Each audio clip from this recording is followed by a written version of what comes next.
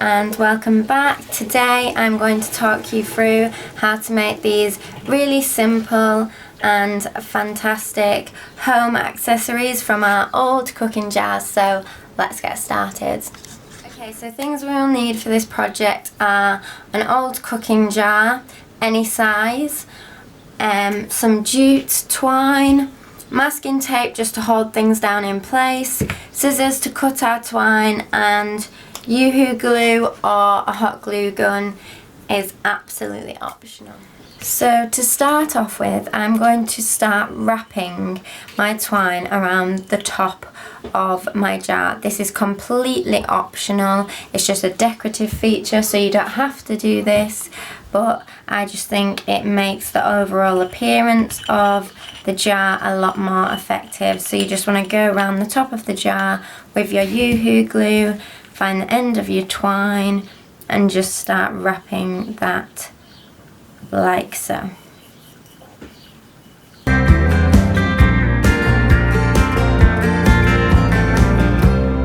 So now we want to start measuring out our twine to wrap around the whole of the glass. So you want to take the height of your twine and you want to do 10 times the height of your glass. This is to ensure that you have a bit left over at the top. And so you just want to repeat that exact size 4 times over. Okay, so now that we have our 4 strips cut out, you want to lie them to create a cross in the middle, 2 pieces directly together to create our cross. We are now going to create a box knot. Now this is the most difficult part of this whole tutorial. If you already know how to make a box knot, then perfect. You can just skip on straight through this. If you do not, then stick with me. I'm going to talk you through exactly how to create it. So you just want to take your cross in the middle and then you just want to fold your top section down to create this arch. And then from that you want to take your left hand section and create an arch on this side. Then from that you want to take your bottom section and create an arch up to the top. And then from here take your right hand section, your top right hand section, and take this arch but loop it through your top arch. Does that make sense? So just looking at how this is all laying down now, you should have a curve S shape creating down to the bottom and an S shape curling across to the side. And then once you have that shape, you just want to pull all the sections evenly together.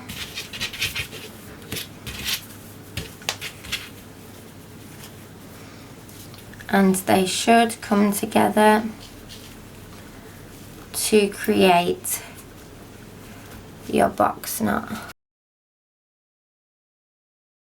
So now that we have created our box knot, we just want to tape that down into the center of the bottom of our glass. This is just to ensure that as we start tying the rope around our glass, nothing moves out of shape. So now we just want to go in and make a knot at the base of all our taped sections with the rope.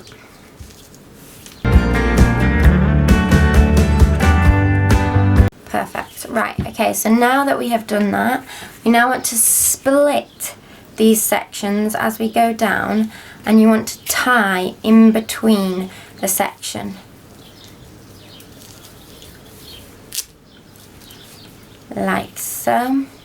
Try to make sure that these knots are not pulling too close together when you are tying your knot. So there we go, that's your next knot done. So there we go, there's all our next ones, and then we just want to go in and carry on doing that all the way down. Just split each section and tie a knot, splitting each of the sections.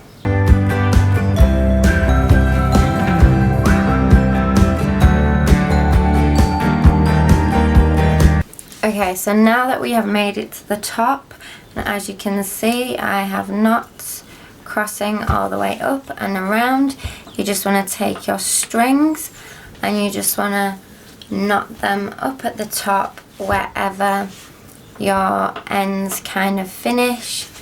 As you can see, my ends are a bit uneven, but that's going to happen just through tying and knotting. So then you just want to take a knot right up at the top where they finish.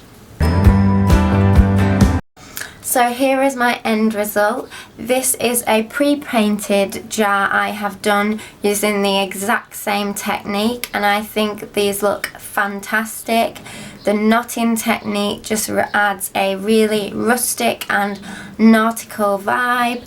I think these would look fantastic with tea lights and hanging them up somewhere, even fairy lights inside. You could put these in the garden, you could put these in the house. These are fantastic and so versatile. I can't wait to add mine to my household.